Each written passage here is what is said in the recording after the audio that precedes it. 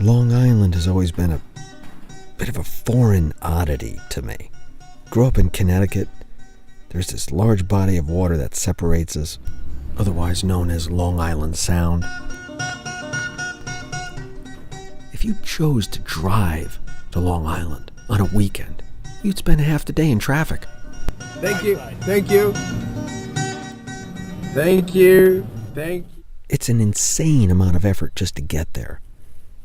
You consider the traffic and trying to make your way through New York City to get to Long Island if you decide to drive there from Connecticut. That's one crazy way. And then the other way is by ferry, which, when you look at it, is a no-brainer, except you got to be there early, you got to prepare for bad weather, you got to be prepared to get back, you got to jump ferries all over the place if you want to get to the outer tip of Long Island, to this magical place called Montauk.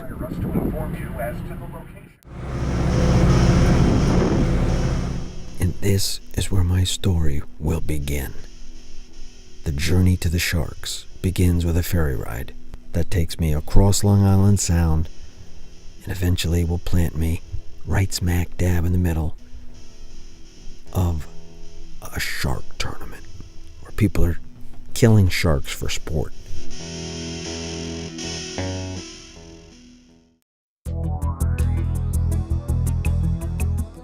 The power of the shark is obvious. Evidence is everywhere.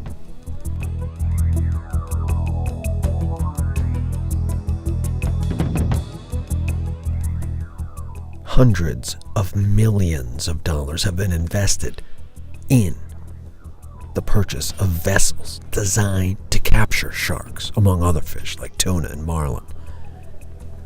It's an obsession.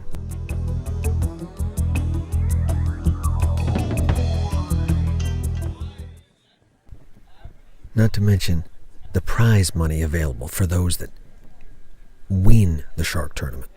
This year, the Star Island Yacht Club is offering in excess of $500,000 in various categories.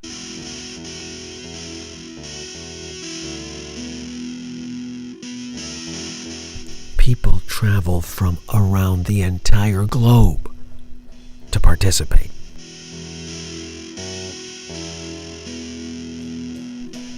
Just to enter the tournament cost $1,000. Not to mention bait, chum, gear, tackle, fuel. We have just about an hour left to go before the judges call the tournament for the day. But not everybody's here to gawk at the sharks and win money. Dr. Johanna Borzinska from the University of Hartford has been coming here for 20 years and has returned again to try to take samples of the sharks, to check on diseases in sharks. She's been studying cancer, other diseases that were never ever thought to have existed in sharks.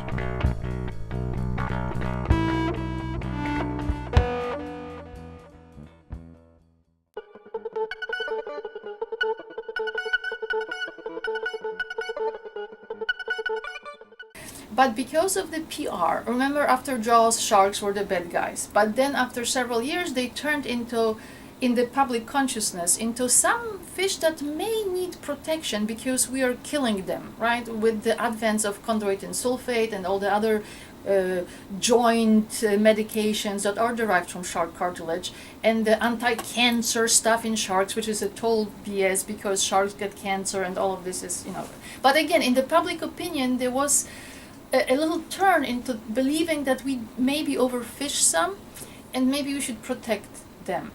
So there was a lot of negative publicity, especially about the Martha's Vineyard tournaments, which, because Martha's Vineyard is closer to the Atlantic region that has a lot of feeding. Martha's Vineyard is closer there, so because they have to sail out there, right, with those fishing boats. So they tend to have many bigger sharks than Montauk, and also much higher numbers. So they could kill, like every year, hundreds of sharks. We'll go over some tournament rules. As I said previously, the tournament is a 2-day format. All boats must sail from and return through Stora through Montauk Lake. That means you must enter and leave this inlet. You cannot come from someplace else. We have minimum weights for this tournament. The Mako shark has a minimum weight of 125 pounds. Blue shark has a minimum weight of 200 pounds. The other species, which would include a tiger, a thresher, or a hammerhead, has a minimum weight of 150 pounds. And they would fly planes with banners, and I tried to engage them in a conversation because I felt I'm doing actually a good, all the researchers there are doing a tremendously good job of trying to collect data from animals that are slaughtered otherwise for no purpose, because most of the sharks are not eaten. The blue shark is considered very rubbery and not good. Even soup kitchens don't get them. There used to be a period where soup kitchens would come from Boston or from New York and get the blue sharks, but I don't see this anymore. The initial hype of shark conservation subsided, and now it's back to normal, meaning most of them are thrown away. It used to be that at some tournaments they have a rule now that you have to actually take the carcass back to the boat and dispose of it somewhere else. They don't want to have those huge dumpsters filled with sharks.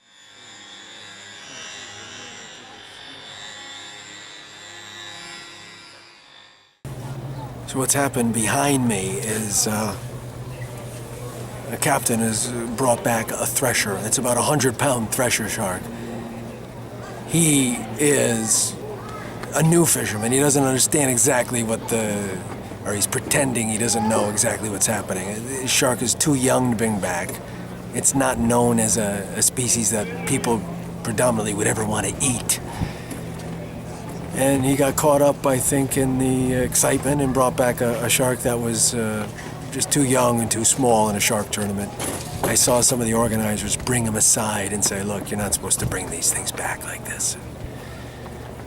It's hard to watch, but these things happen. You got a lot of people going after a $60,000 prize, and they don't know what the hell they're doing. They're just jumping out there and, like cowboys, and bring back the sharks. They don't care what size they are. Having fished in tournaments myself many years ago, I understand what's happened here. These guys were thinking with their pocketbooks. They lost all senses when they brought that shark aboard. They were thinking about dollar bills. I discovered several cases of cancer. We studied a lot of trauma associated with persistent hooks, fishing hooks in those sharks. So my publications, co-authored with some of the biologists, were, I think they, for example, elucidated the role of persistent fishing hooks in high shark morbidity and mortality, and this led to some changes that are attempted. Again, you cannot enforce some of the things, but you can educate the fishermen and tell them that they don't want to kill all the sharks, they want to keep fishing, right? So they should participate in some behaviors that would prevent the extinction of sharks. So they now have a circular hook, for example, that many of them are using. It's As much as I would like to believe that they're using these circular hooks that are less damaging to the shark, honestly, When prize money is involved, these guys aren't taking any chances.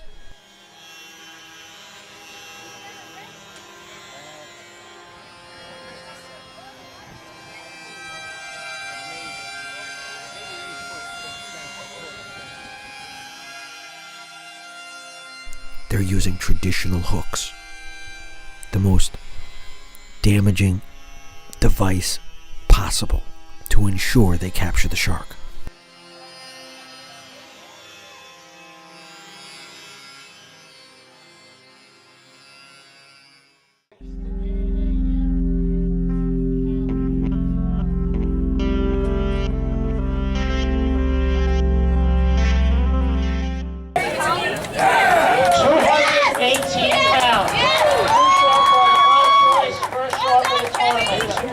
£18. Wow! Well done, guys!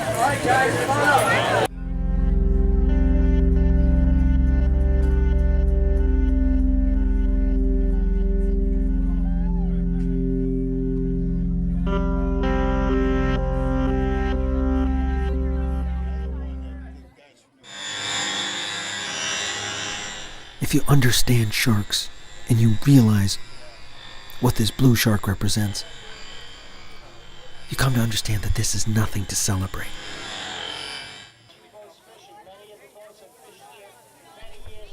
We've just removed an animal that is cleansing our oceans of the genetically weak fish, of the sick fish, and the dying creatures that need to be called out.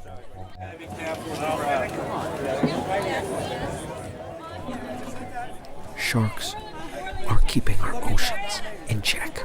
Go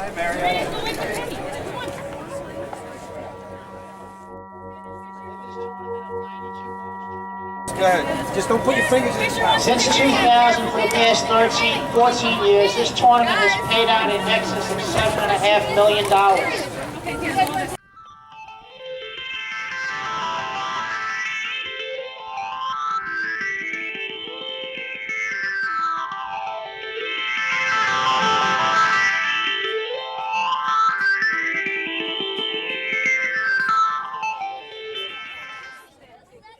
If I would have enough money, and I occasionally did have enough money to sample any tissue that was even without lesions, gross lesions that I could see, gross or macroscopic, you can see it with your eyes.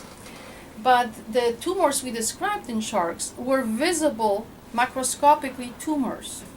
So I have enough money to collect all the organs that have a lesion, that have some abnormality, and this is how we started. As I said, those studies are opportunistic. The cancer stuff came totally by the way. I studied other things. I studied the gut parasites, what lesions they cause, and then you do a necropsy on the shark. You know, there are like 4 biologists helping you with the necropsy, or you're helping them. We are a team. And you have to see it. You know, yeah, some of them are really huge and it's a bloody mess.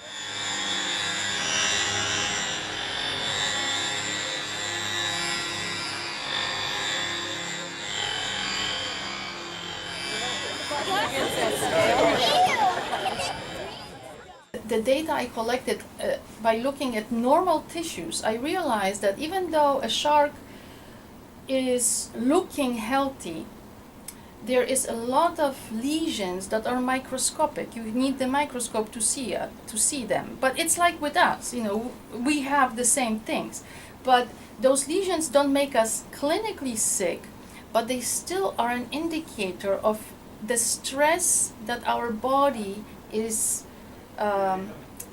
fighting, and that may contribute to our longevity, the quality of life. In our case, it's the healthcare system that will have the burden, right? In this case of a shark, if he's debilitated through this accumulation of micro lesions, he will live shorter and be a prey for some bigger. For those of you just joining Expedition New England for the first time, I've got a little explaining to do. This is where it all began.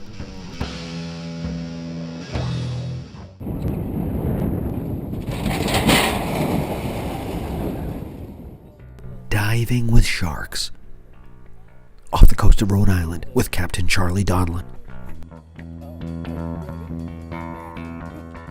So this is basically the drill. Once you've put the cage in the water and the platform is set, you then start cutting up chunks of fish and you start a chum line. Usually within an hour or two, if you're lucky, sharks come cruising in.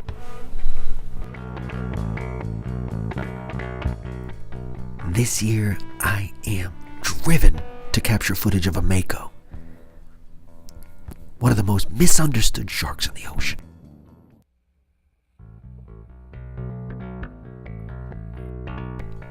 This is by far the most challenging part of the dive. First time you step into the water, knowing that there could be sharks beneath the boat, knowing that you are a mammal in their environment. You quickly make your way to the swim platform, pull yourself up, and just go on the lookout. This is what you do for the first 2, possibly 3 hours.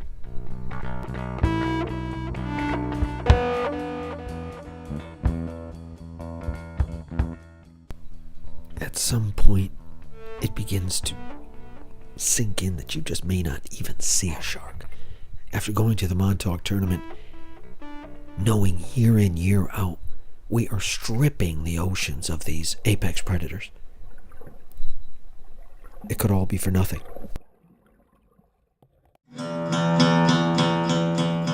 Where did this whole obsession with sharks come from anyway? Perhaps the best place to start is all the way back to my childhood. Or since I'm 50, let's just take a look at my son Race, who just turned 7. He is obsessed with fishing, like I was. And like any good father, we go fishing a lot. And there is no better place on earth to fish than in Montauk, New York. So in between shooting video at the shark tournament, we snuck offshore with Captain Ron. Check this out. A little more. You're almost. Come on, we're almost there. Come on, keep him coming. It's a biter. Oh, keep him coming. Let's put him just like that. There you go. I got him like that. Okay, fantastic. Fantastic. Attaboy. There you go. Eating chair. Come on, baby. Come on, baby. Oh my god, are they bluefin? Oh my god, there's 3 of them. Are they bluefin? They're blues. Oh, Ow! oh my god. Fishing is something I never really spoke about with Race for his first 5 years on the planet. I didn't fish. In fact, it's been 23 years since I made a choice to trade in the fishing gear for the scuba diving instructions and underwater video equipment. So why is Race obsessed with fishing? You can't let any tension on that because then they can weasel off the hook.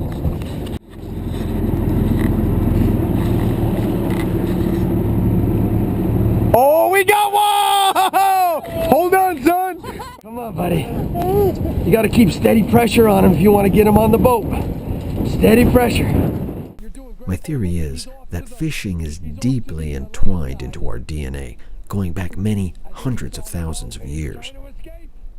The thrill of catching and fighting a fish, and the consequential protein prize of the whole thing meant staying alive for another week. This has been imprinted within us. Oh my gosh, that was one of It's innate. It's still driving our Homo sapien obsession with fishing all the way to this very moment in time. Keep coming. Oh, it's a beauty! It's a beauty!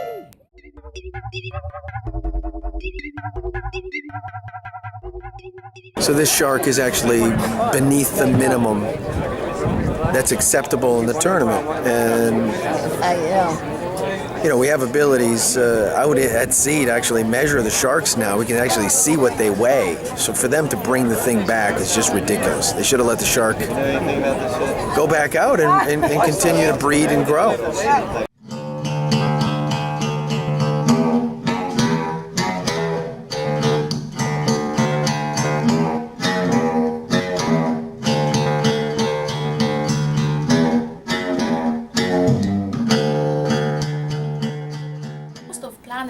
Earth is covered by oceans, right? So we talk about pollution and this and that, and it's sort of, we have here this sentinel animal, right? The top predator that traverses the Atlantic. This is a huge message to us, right? Its health. And so all of those little and bigger things came together, and I decided that's it. I'm going to study them, and they are beautiful. I mean, when they're dead, it's really, you know what drives me really nuts? When the fishermen, and again, you know, I'm not judging. I'm just telling you my emotions. And I'm from Poland, right? My grandfather, the war memories are still very hot in me. And the one association I have, when the fishermen have this beautiful animal that's now covered with blood, it's hanging from the scale without any power. Well, it's dead. Its guts are averted, so it's hanging out of his mouth. And those guys take trophy pictures. The only association I have is with Nazis and taking pictures with the people they killed. And I'm so angry and sad. And I have to quench it because as long as the tournaments are legal, I want to collect data. If they would be illegal tomorrow, I would be very happy, right? Can I shove it up their throat? Your killers are murderers. They have to come to this conclusion by themselves. Otherwise, it will be like with gun control, right?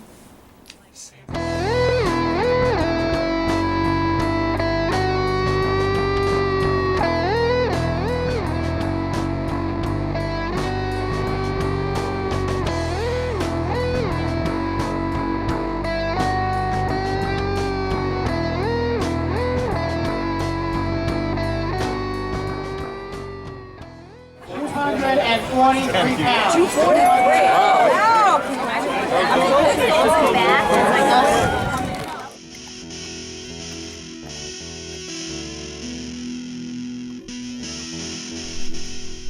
Our world's oceans are being systematically stripped of these apex predators. Practices like shark finning, shark hunting tournaments, general fishing, all these pressures are adding up. The result is, after over 2 hours, we haven't seen a single shark. Years ago, by now there'd be 7.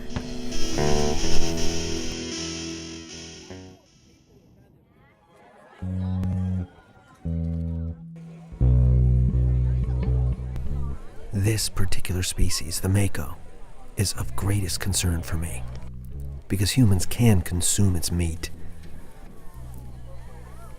When you add it all up, it spells big trouble for this species. One thing we can do is just choose not to eat mako. There's plenty of other fish that are more sustainable than the mako shark.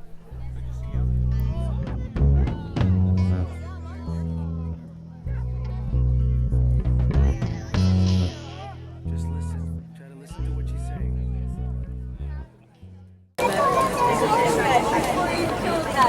How do you get something that big with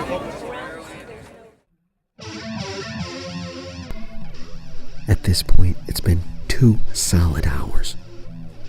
No sharks. We start to lose hope.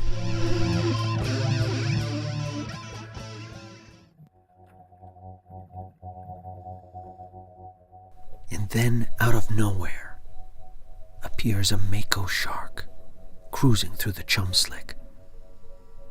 I don't believe my eyes. It's like a dream come true.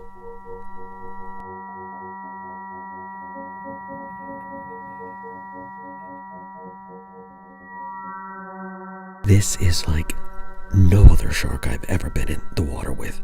You can just feel the confidence. The way it swims, the way it approaches. It owns this ocean.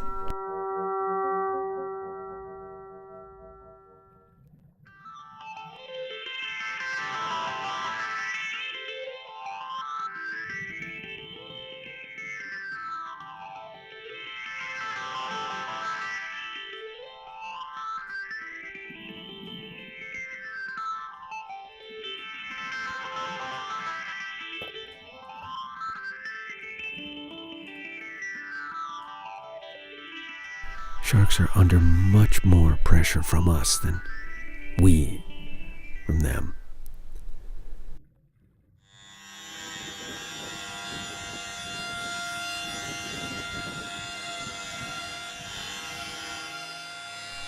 Between the prize money at these tournaments and the global demand for shark fin soup and other shark products, these creatures are in terrible trouble. That's just about all the time we have for this episode of Expedition New England. Scott Tucker here. Thanks again for joining us. See you next time.